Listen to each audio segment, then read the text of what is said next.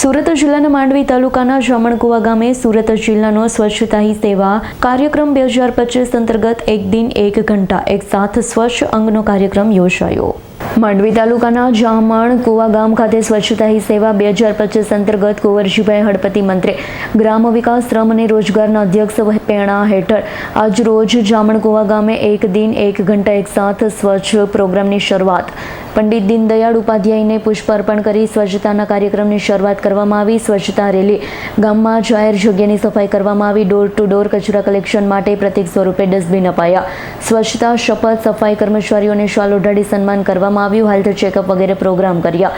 કાર્યક્રમમાં જિલ્લા ગ્રામ વિકાસ એજન્સીના નિયામક MB પ્રજાપતિ સાહેબ, તાલુકા પંચાયતના પ્રમુખ દિલીપભાઈ ચૌધરી, પ્રાંત સાહેબ કૌશિક જાદવ, તાલુકા વિકાસ અધિકારી રવિન્દ્રસિંહ સોલંકી, મામલેદાર શ્રી, તાલુકા પંચાયતના સભ્યો, જામણકુવા ગામના સરપંચ વર્ષાબેન ચૌધરી તથા જામણકુવા ગામના તમામ સભ્યો, તાલુકાના સંગઠન, વિવિધ હોદ્દેદાર વગેરે મહાનુભાવો હાજર રહ્યા। કાર્યક્રમ પૂર્ણ આનંદ અને ઉલ્લાસ લોકોમાં જોવા મળ્યો।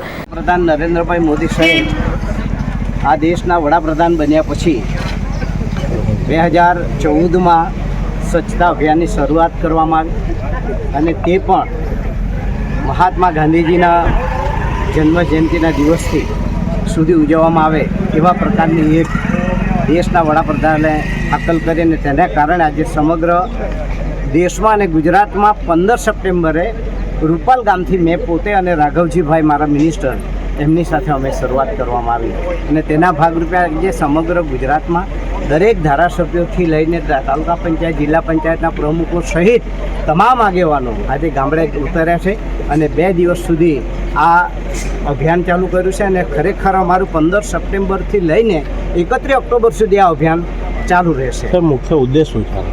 મુખ્ય ઉદ્દેશ છે અમારું સ્વચ્છ ગામ।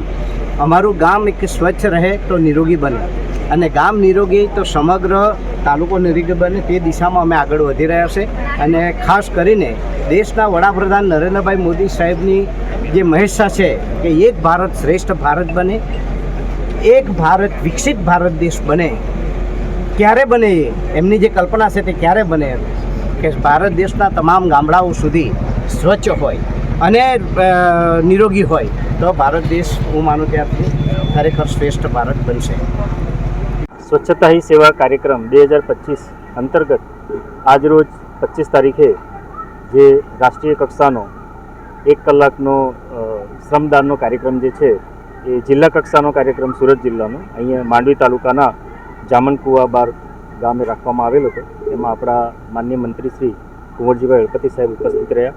એમની રાહબરીમાં તમામ આગેવાનશ્રીઓ અને અધિકારીશ્રીઓ અને ગામજન લોકોએ 1 કલાક શ્રમદાન કરીને સ્વચ્છતાનો સંદેશ લોકોને આપ્યો છે અને આ સ્વચ્છતા હી સેવા કાર્યક્રમ જે છે 17 સપ્ટેમ્બરથી 2 ઓક્ટોબર સુધી એક પખવાડિયા સુધી આખા દેશમાં ચાલનાર છે। એમાં રોજે રોજ અલગ અલગ દિવસે અલગ અલગ થીમ આધારિત સ્વચ્છતાની કામગીરીઓ થઈ રહેલ છે।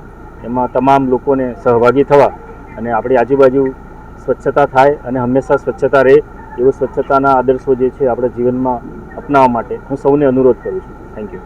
જીતેન્દ્ર સોલંકીનો રિપોર્ટ, S9 ન્યૂઝ, માંડવી। અમારી તમામ માહિતીથી અપડેટ રહેવા માટે જોડાયેલા રહો S9 ન્યૂઝ સાથે।